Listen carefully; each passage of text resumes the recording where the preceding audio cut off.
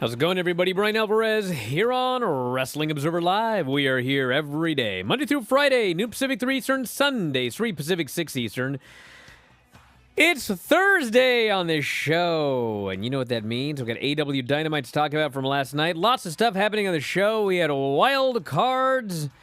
We had a build for next weekend's Memorial Day weekend pay-per-view, which I will be at live,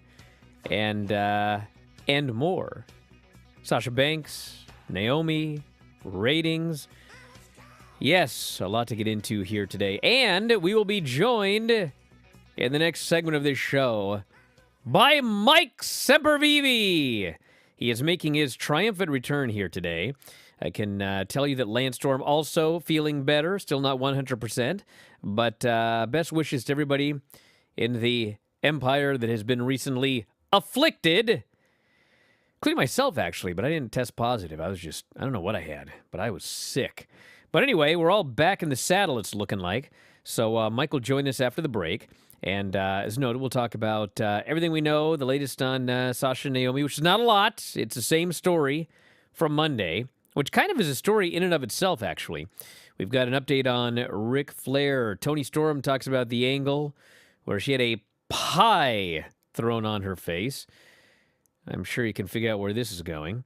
We have NXT ratings from Tuesday night, update on John Cena, and yes, we'll be talking about the AEW Dynamite show from last night. Maki Ito was a joker. Was she ever? And Johnny Elite, who was John Morrison, not Johnny Gargano, and we can tell you about that as well. So a lot to get into here on the show today. If you want, text us 425-780-7566. That is 425-780-7566. Bryan at WrestlingObserver.com. At Bryan Alvarez on Twitter. Back in a moment. Observer Live.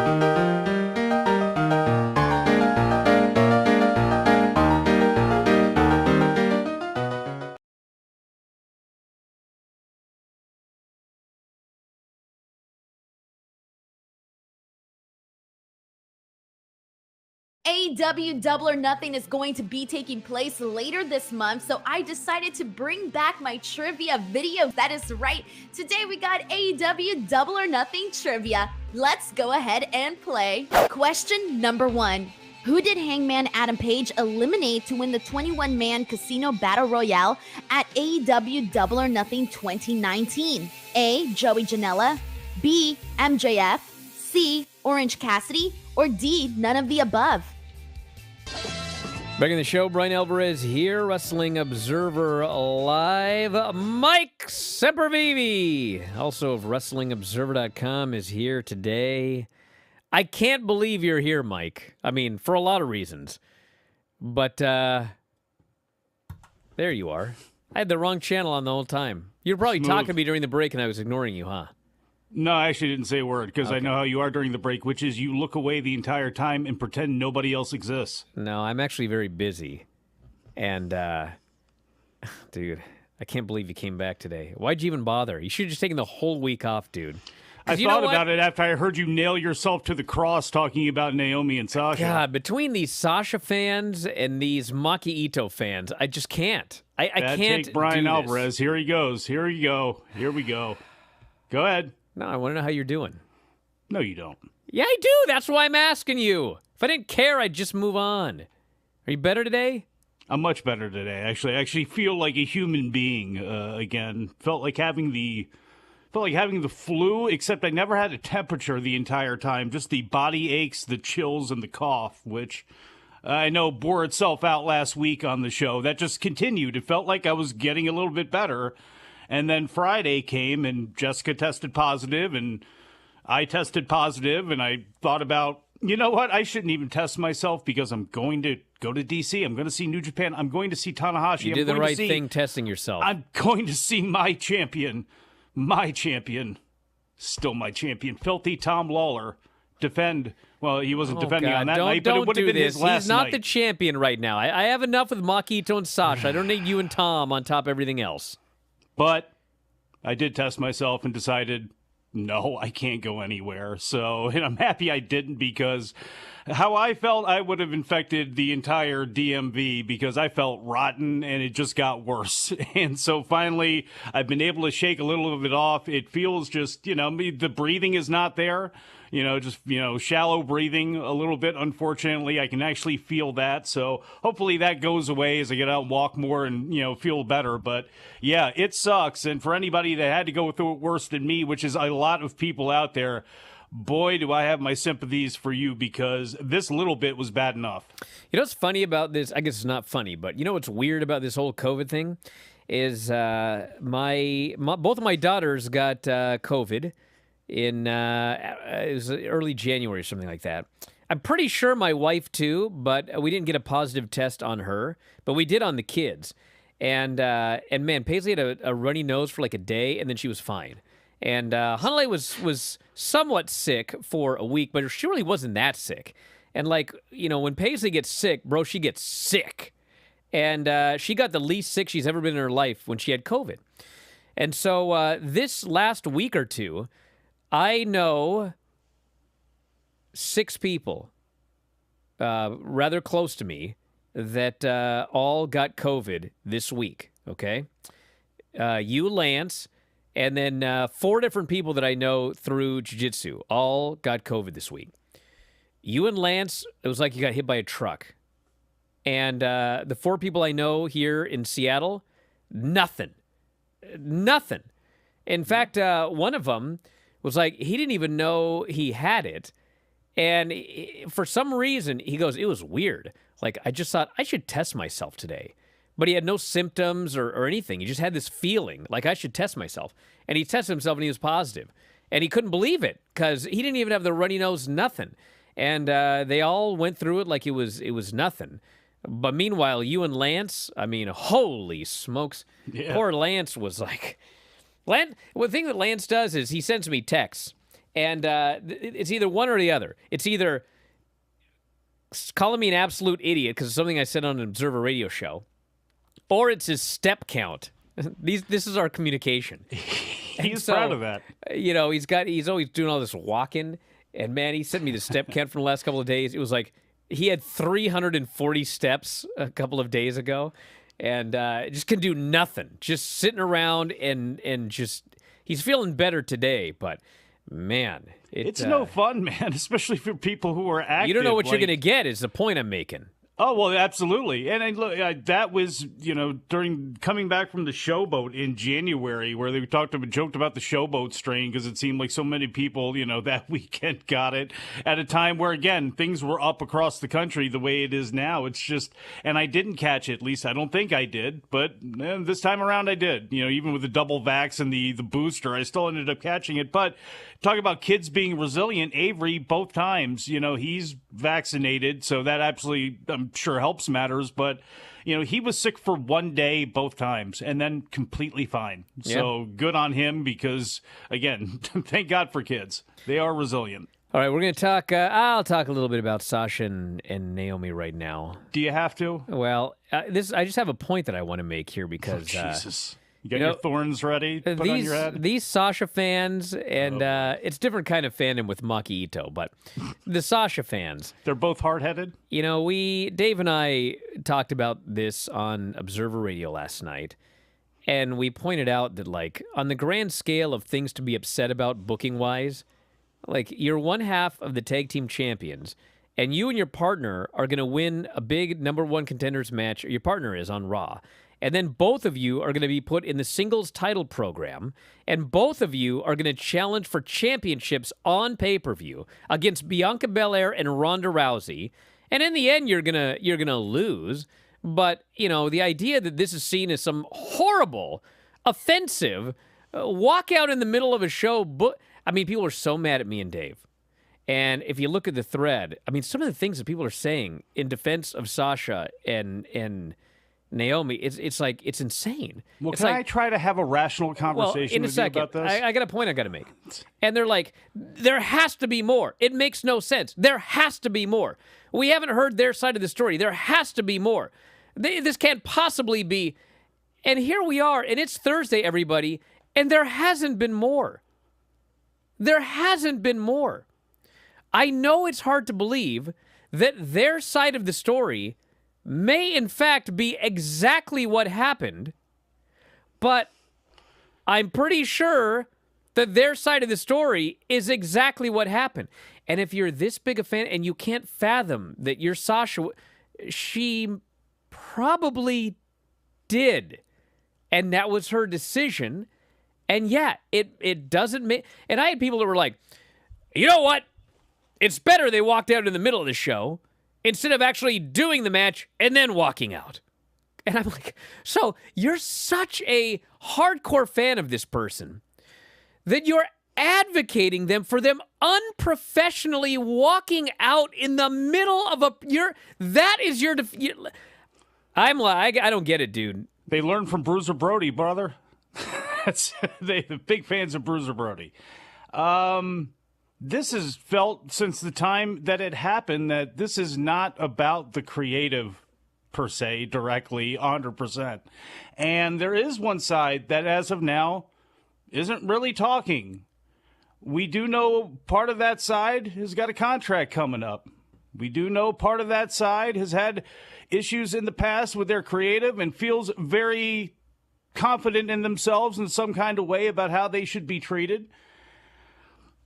I just feel like there's probably more than this in the creative, and everything keeps coming back in the conversation to, well, this is stupid, but it's by WWE standards. It's not that stupid.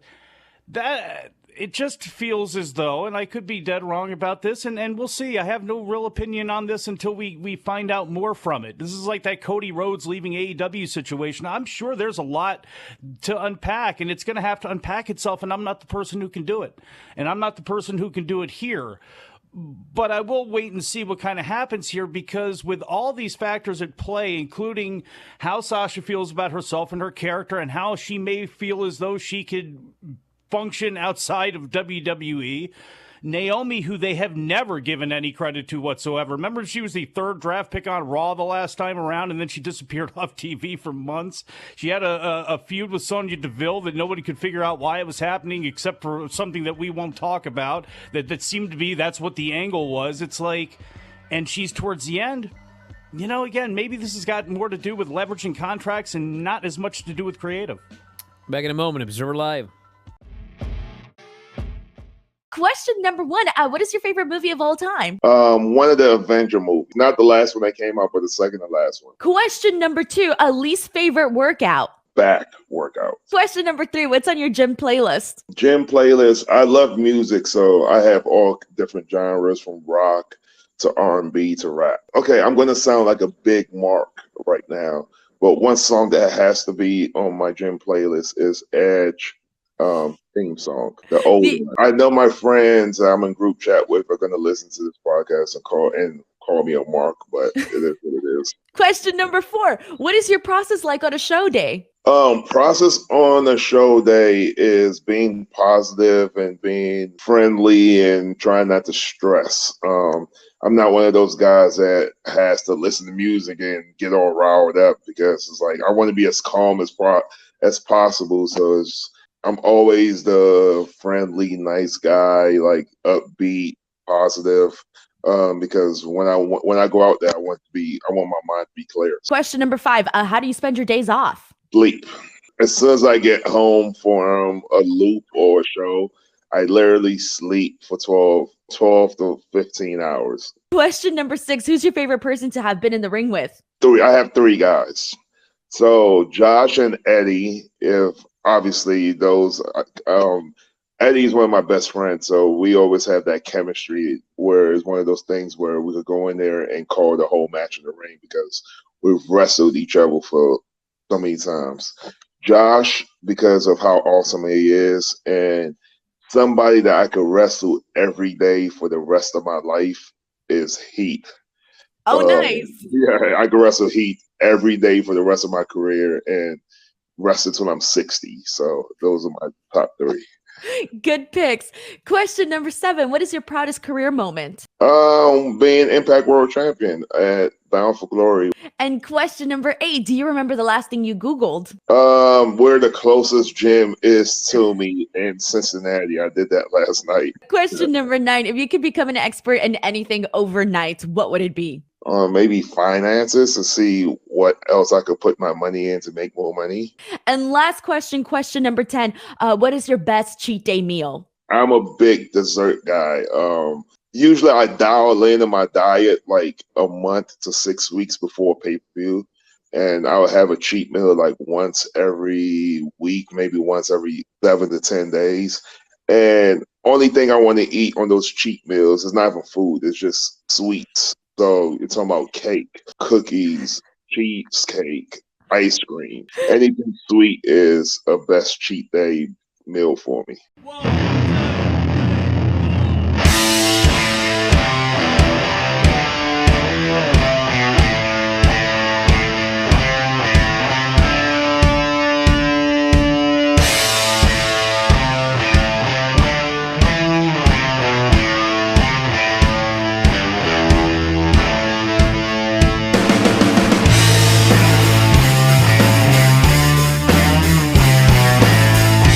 Yes.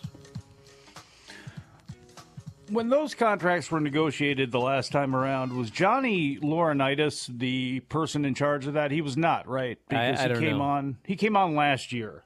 I don't know. Interesting. I would be interested to know if that has any. I know that like everyone's kind of talking about this contract thing, but this is like. But Brian, look, they're independent contractors. If you look, they can stamp their feet, and they can. Was this professional? No, no. You can say it's not. Do they have a reason to feel the kind of way that they do? I don't know that yet. We don't know that yet. Even with reputation aside, with Sasha, with Naomi. People are already saying, well, was Naomi manipulated? Was she this? Was she? I don't know. We'll have to wait and hear from Naomi, or Naomi's representation. I can tell you this. And until that happens, again, the way the contracts are, the way all of this is happening, I think a lot of attention is being put on the booking of how we're going to look out there in the ring, which, look, if you want to be like there have been times, many, many times, where somebody has said the booking shouldn't matter, but then it actually affects their career trajectory. Now, I don't think that it's going to happen in this case, but like, no one can act like when Sheamus ran away as a geek from whoever it was. Remember that when he was king, and then all of a sudden it was like he should have never done that. And it's like, this is modern times WWE. This is actually really affecting him backstage. But for some people, it did. And it's like, it is such a dumb, wacky place that it is hard for me to stand firm on a judgment here on any of this stuff until more of it plays out. Dude, these they made the right call because it's bad booking. Like, I know you guys love Sasha, okay? I know you love her, all right? She has not been badly booked. In fact, she's been booked better than most of the women in WWE, okay? Now, would it be, Brian, and hold on. Is it fair to say maybe that she just doesn't want to work with Ronda Rousey right now? No, that has nothing to do with it. Okay. Listen, the idea here is that your women's tag team champions were going to be in contention for the singles championships. And a storyline literally leading to a pay-per-view where the story is you two are so good that you might walk out of this pay-per-view with every women's championship in this country. That's what was being offered here. Now, granted, they were going to lose, but dude, you realize that as tag team champions, they feuded with Naomi and Shayna, and they lost to build up to those matches, and they feuded with Rhea Ripley and Liv Morgan, and they lost building up those matches. So don't even tell me, they were going to lose to Ronda Rousey and Bianca Belair. And that's like bad for their career, but doing random jobs on TV to Liv Morgan and Shayna Baszler and whatever to build up a random tag team match with a team, by the way, where the gimmick is one of them is dressed as a superhero and is wasting her career. That's literally the storyline they're telling. This, you're telling me, is much better for their careers than the storyline where they're trying to win every woman's belt in the company, leading to a pay-per-view where there's no chance they're not having a good match with Bianca and Ronda Rousey. And yeah, they're going to lose in the end, but this is not a bad storyline. This is not horrible booking. This is not the culmination of years of horrible booking with Sasha Banks. She was upset about this, and I could tell you... just this. I mentioned this. Does this seem like a trigger point for other things? Hey, listen, she's had a lot of... Does this seem like... If you now put on your psychologist cap for a minute, does this seem like that would be a final breaking straw sort of situation? No, it doesn't seem like that at all, but apparently it was. She's had a lot of issues over things for a long time. There you go. And here's the deal. I talked about this Monday, and of course, people got mad about it, and then they had to grasp at anyone that said anything positive. Oh, you got mad about people talking about you. As of today, on this show, okay, I'm sure you could find a handful of people that are supporting Sasha Banks. And by the way, still nobody's talking about Naomi. It's all of this is all about Sasha. Well, does that also say something too? But my point is, that's very interesting to me. There is still almost no support for Sasha. Among management, I can almost say, I can't say 100%, I haven't talked to all of management or anything like that, but it's the same deal with management. Well, I think that would be a fair there thing is to no say. Support. There's no support for her from management. So, like, there's nothing that has come out or changed or anything like that. I mean, there's actually some stuff happening where I could just tell you management is very upset about this situation. And they didn't have this energy for Toni Storm. No, they didn't. They didn't. And again, the lack of anybody seemingly saying anything about Naomi, it's like, is that not to anger other family members? Is that because somebody, again, that is interesting to me. Whereas the response to Sasha from inside WWE, was anybody surprised by that? Is anybody really surprised by that management would go, we don't want to deal with Sasha Banks? I mean, This person says, who cares one iota about support for management? Well, would you ever like to see Sasha wrestle in WWE again? Because if you would, then you probably should be concerned about the management. Because like management's going to decide whether she ever comes back or not, or whether she's fired. This person will follow them, or whether they freeze the contract. Mercedes Verano wherever she goes. Which, by the way, is a pretty cool name. She does have that going for her. Who cares about what management thinks? That's the whole crux of the story, everybody. Whether you ever see her on WWE again is going to be based on what management decides. That's it. And she is under contract. And so if she walked out on her job, they can freeze her contract. So she can't just leave and go to Stardom or AEW or whatever. And that will also be in the hands of management. So in fact, if you are a fan of Sasha Banks, yes, you should probably care very much about management's thoughts of this, because she signed a contract and thus her career is in the hands of management. Do we all live in another fantasy world where that's not the case? Somebody make the cartoon of Bryan doing the Vince, like the future of WCW is in my hands. The future of Sasha. Yes. Talk about some other stuff now. You guys, can I walk off this show now? Can I walk off my? I'm ready to put my now? stuff down and walk off. Jesus. Everyone, oh no, you built this empire. You're going down with it first. Everybody, Mike. Yes. Everybody should hope everybody to have fans like Sasha Banks has fans. I do. I wish. Yes. Wish I had a hive like that. Maybe now that the Adam and Mike Big Audio Nightmare has escaped from behind the paywall, I will get a hive the size of Sasha Banks. That's what I'm hoping for. Toni Storm says the original plan for her pie-throwing angle with Charlotte Flair was for her shirt to have been ripped off. Flair hit the 26-year-old with a pie during the November 26, 2021 edition of SmackDown. Storm appeared on the AEW Unrestricted podcast, released on Thursday, and spoke about what was planned for the segment.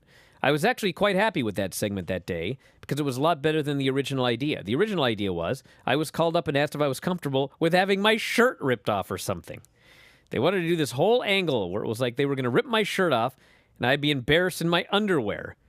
When you're asked if you're comfortable, if you're to do that, and it's like literally people are being fired every single week, it's like, well, yeah, I guess I'm comfortable with that. I guess I'm going to do that. Then a lot of people thought to not have that happen because that would have been terrible, a terrible idea. So to be honest, the pie was actually it was quite a sweet treat in comparison to what it could have been. In hindsight, I don't really mind. I'm not even mad. People think I'm mad about it. I think it's actually hilarious. And she commented on her time in Stardom.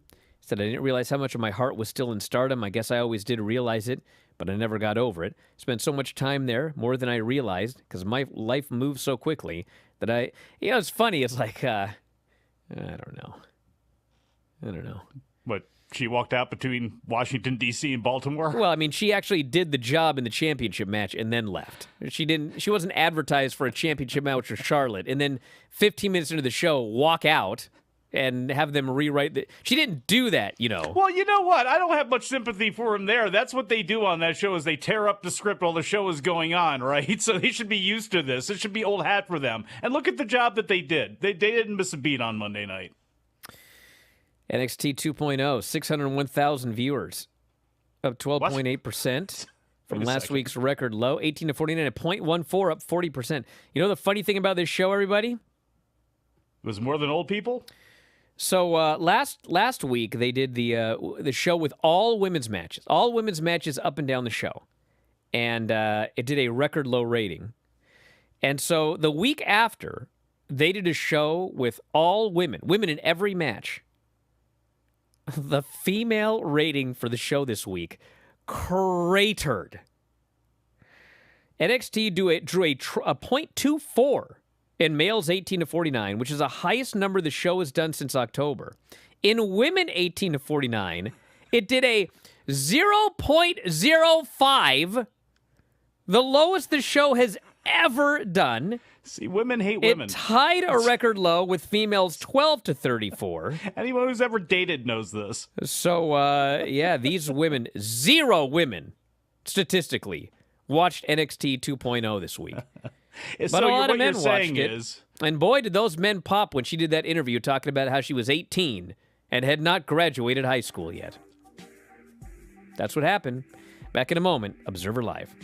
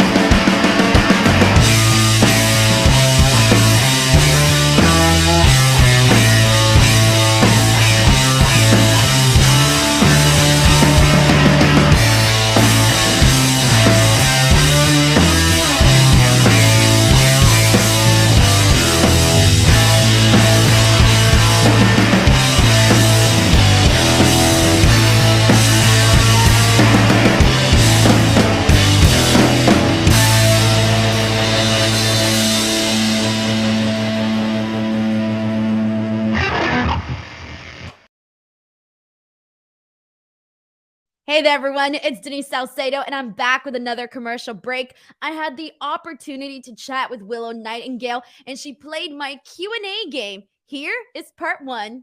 Question number 1. When you're not wrestling, how do you spend your time off? A lot of the things I spend time doing outside of wrestling involve wrestling or are related to wrestling, but I recently got into bouldering, which is like rock climbing indoors on the walls without like the harnesses or whatever. I saw one of your videos, yeah. Yeah, so I recently got into that, and that's like my big hobby that has nothing to do with wrestling, because everything else pretty much goes back to wrestling in one way or another. So bouldering it is. What's your skill level like in bouldering? Are you like really good at it? Not Are you still good. struggling? No. It's not good. I've really only been doing it for like a month or so. The part that I'm really good at is falling. I've got good mobility, but my grip strength is not there yet. So I have to use like the full easy, like level 1 paths. You see people who are like climbing and they just like put like their finger on like this. And they're like, Back in the show, Bryan Alvarez here, Wrestling Observer Live. Mike Sempervive, also of WrestlingObserver.com. We're going to do the Dynamite report. But first, a shout-out here today.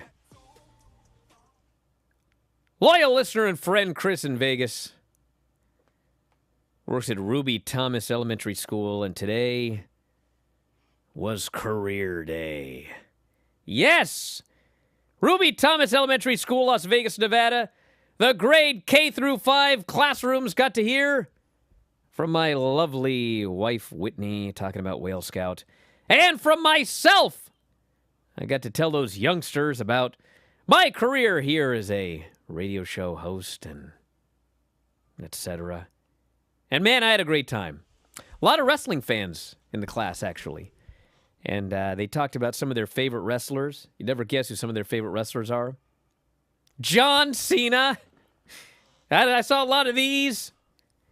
And Rey Mysterio was mentioned, actually by one of the teachers. She used to watch Rey Mysterio. But then, of course, she stopped watching wrestling in the 90s.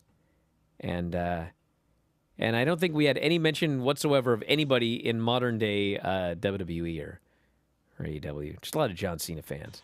But a bunch of great kids. Had some fun questions. I had a very enjoyable time. So I want to give a big shout-out to all the kids at Ruby Thomas Elementary School. Did it last year. I did it last year. I did it this year. And I'm going to do it again next year. Do you have a kid that like telecommutes there somehow, or what's the it's deal? Chris in Vegas' school. And I told him I was going down to Vegas for the show next week, and they wanted me to stop by the school, but they'll be out of school, so I can't stop by. Why are you both doing it? Is it one of those things where, like, you know, you're forcing him to pay you, but then you say, well, you can have Whitney on, and then you can write it off? It was career day, and he asked us both to go and talk to the children. We didn't get any money for it. Well, I just went and talked to the kids about careers. Why does there have to be an ulterior motive? Why does there have to be a conspiracy? That's the story of my life this last week. Why does everything have to be a conspiracy? Why can't it just be what it is? Sasha made an irrational decision and walked out, and I decided to do career day. That's the story of this week. All right, let's talk about this AEW show. So the opener was Samoa Joe beating the Joker, who was Johnny Elite, who is not Johnny Gargano, although there was a AEW social media post about Johnny Gargano, which in fact was not actually done by anybody working for AEW. It was a mistake. And so it is not any sort of clue about Johnny Gargano or anything like that. It was just, somebody in charge of a Twitter account sent out an unfortunate tweet. So Samoa Joe beat him. Muscle Buster, good match. Johnny Elite, not under contract, I'm told. Hopefully he'll be back because I like the guy. He's good. He's very talented. So hopefully we'll see more of him. Then we had an angle to set up the big brawl. Sanjay, Jay Lethal, Satnam, my main man Satnam Singh. Best friends out there. That was good stuff. Hangman Page beat Takeshita. And bro, this match was awesome. This match was so good. And Hangman beat him with the GTS. Takeshita was so happy he went and called his mom, said it was the best day he'd ever had in wrestling. And keep in mind, they won the tag team titles from Kenny Omega and Kota Ibushi. But this was the highlight of his career, he told his mother. And it was awesome. And then afterwards, Punk and Page had a stare down, And Hangman Page stormed off. He's gotten to. Is the storyline. He's gotten to. Keith Lee and Swerve Strickland beat J.D. Drake and Anthony Henry. Afterwards, they set up a three-way for the pay-per-view. It is Ricky Starks, Powerhouse Hobbs, Jurassic Express, Keith Lee and Swerve Strickland, three-way for the tag titles. And they'll also be doing three-way singles match next week. Swerve versus Ricky Starks versus Jungle Boy. So that's next week. And Christian is the one that threw Jungle Boy into that match. MJF segment with Wardlow. My God, this segment was awesome. This MJF, I don't know if it's just, it's a lot of things. He is an awesome heel, but also all this stuff that gets out about him in WWE, they just get even more angry at him, and he's just nuclear heat in the building. And he comes out to give Wardlow the lashes, and first Wardlow laughs, and then he just doesn't even sell it. And, of course, this makes MJF just furious that he's not selling these lashes. So then the 10 guy, I always forget his name, he gives a lash or two. And Sean Spears. And now Wardlow did sell the 9th one. But then he just, one more, he says. So MJF boots him in the jingle jangle, in case those kids at the school are listening. And he starts just whipping the heck out of him and lays him out with the diamond ring. Spears hits a C4. Dude, this was such a great heavy heat angle, and the people are just living and dying with Wardlow. This was awesome. Owen Hart Cup Tournament quarterfinals. Kyle O'Reilly beat Ray of Phoenix with an armbar to his bad dislocated arm. Very, very good match. I kind of thought they might have a Styles clash, but they didn't. It was a really good match. And Kyle O'Reilly goes to face Samoa Joe in the semifinals. We had a very long Jericho-Regal face-to-face confrontation with all of the crew. And to cut to the chase, Jericho wanted Stadium Stampede. And Jon Moxley, who I've mentioned this before, I mean, what you see is what you get with this guy. He ain't no gimmick. And he just grabs a mic, he goes, I ain't doing that. And so at the pay-per-view, he actually said more, but I can't say it on the air in case the children at the elementary school are listening. But they're going to have a fight. They promise bloodshed, violence. It's just going to be a big, violent brawl coming up at the pay-per-view. Blackpool Combat Club and the Jericho Appreciation Society. Yes, Maki Ito, everybody. Maki Ito was there with Britt Baker, and they had a short, somewhat comedic match, but stuff earlier in the show had gone long, and so it was very rushed, and the referee's like screaming at Britt to go do her, do that. So she puts on her hold, gets a submission, and then we had a stare down with her and Toni Storm. So one difference between WWE and AEW is that if they need more time in WWE, they will cut a segment. But they had a segment here with Serena Deeb and Dustin Rhodes, Tony Schiavone, and Thunder Rosa. And, bro, they were rushed for time, but they were not going to cut this segment. And when I watched this segment, with all due respect to everybody, you should have cut this segment. It wasn't a great segment. You can do this angle on any show. I know they wanted Serena Deeb to bury the way that management treats the women in WWE, but, you could have done that Friday. You could have done that next Wednesday. You could do that from now until the end of time. But they had to get it on TV, and as a result, the main event got about 6 minutes. Adam Cole and Jeff Hardy, and it was just like boom, boom, boom, boom, boom. Jump them at the bell. Go, go, go, go, go. And Adam Cole hits the boom after Jeff Hardy misses the senton. And then they still had to do an angle afterwards. So they're rushing this angle. The Young Bucks are out there. They attack the Hardys. Sting and Darby come out. Red Dragon takes them out. They kill poor Darby with a high-low on the ramp. O'Reilly Pillmanizes Sting's ankle with a steel chair. So I'm not sure where all of this is going, but they had to get these angles in. And so I guess we'll find out. They got Rampage on Friday, and they got Dynamite next week to finish the card for this pay-per-view. So I thought it was a good show. I didn't think it was a great show. I can have Fauntleroy do the spoilers for Rampage. Not the spoilers, the lineup for Rampage after the break. But I do want to mention here, okay, Bryan Danielson. You probably saw the video if you go on social media. So they were doing a melee on Rampage, And Bryan Danielson is like Rumpelstiltskin. His leg goes through between the ramp and the ring apron, and he's stuck. And literally, like, the reports live where it took 5 to 10 minutes to get him out. And then, I had other people that say it was only about 5. There's no way it was 10 minutes. And then I talked to other people that were there, and it was like, there's no way it was 5. He was down there forever. So everyone was all worried that he was hurt and everything like that. And this is what I can tell you, okay?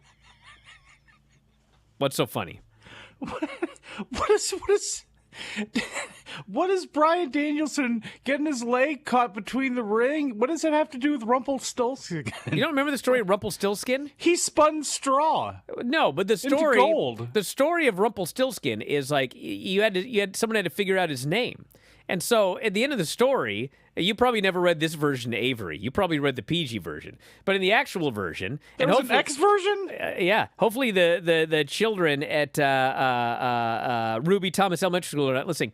But he gets really mad when they figure out his name, and he starts stomping on the ground, and he stomps a hole in the ground, and his leg goes through the hole, and it tears him in two. You didn't know that? No. Yes. No, that's the end of Rumpelstiltskin. He got torn in half when he stomped a hole in the ground. But can I get to the point? Yes. Apparently a lot of people knew about the tearing in half of Rumpelstiltskin. And so when Daniel Bryan got his foot caught, they thought he got torn in half.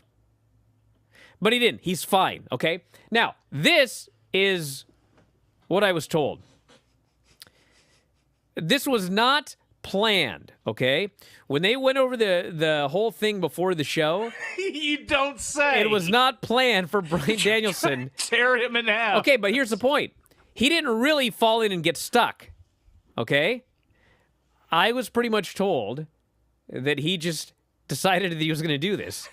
And so all of a sudden he'd become Dick Murdoch? I don't know. He pretended like he fell through and got stuck.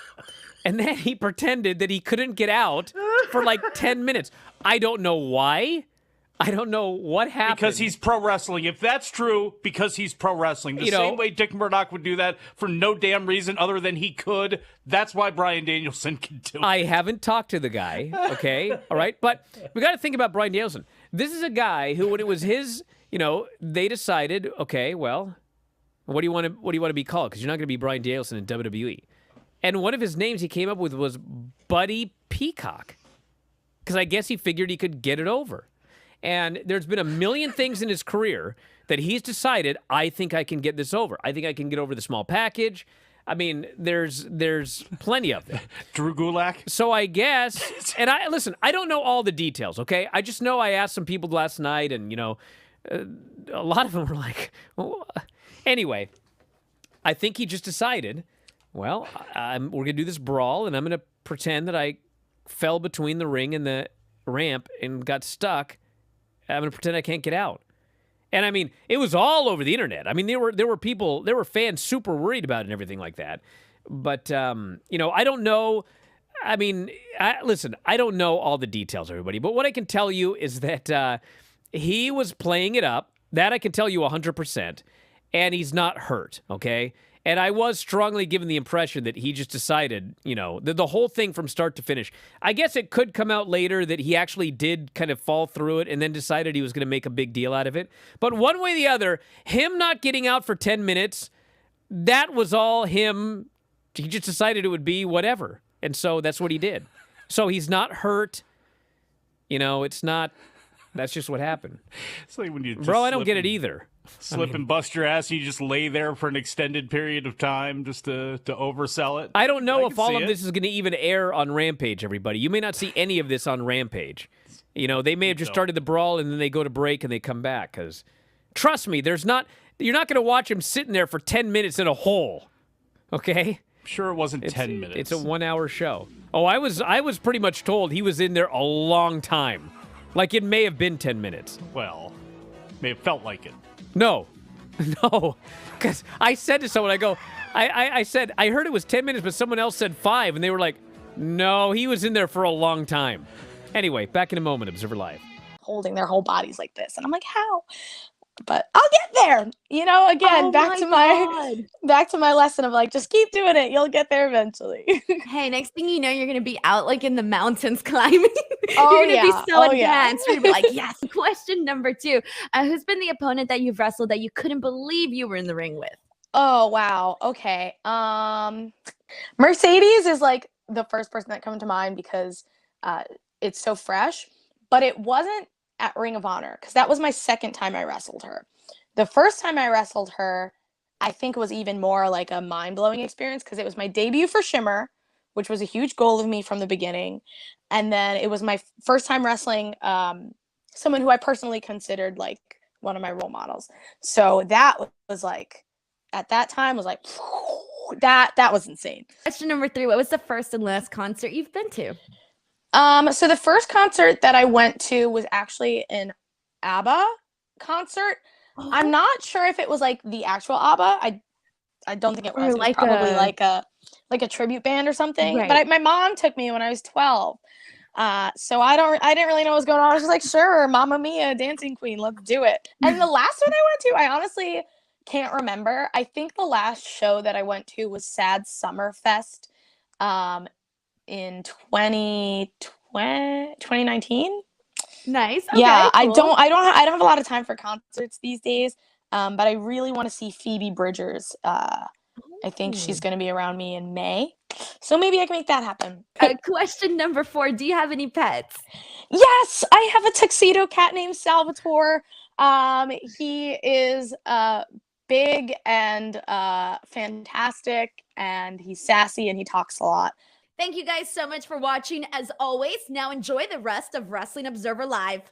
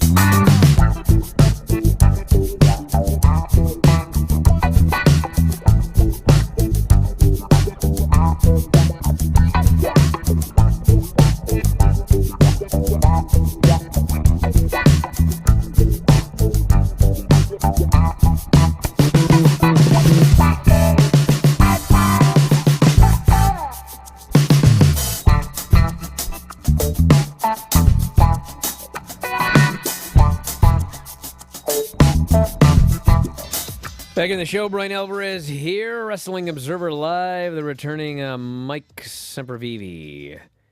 To all of the children still listening to this show, if any of you are, I got news for you kids.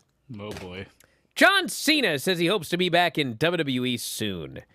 He spoke with Adam's Apple recently regarding a potential return and also by the upcoming 20th anniversary of his WWE television debut.